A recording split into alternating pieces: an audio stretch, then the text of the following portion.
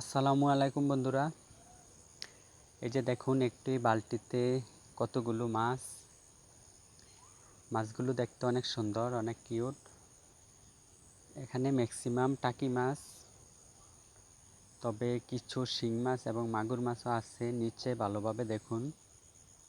আসলে মাছগুলো ধরলাম কিভাবে অনেকেই ভাবতে পারেন, তবে এই মাছগুলো আমি যেভাবে ধরেছি আসলে শুনলে অনেকে অবিশ্বাস করবেন।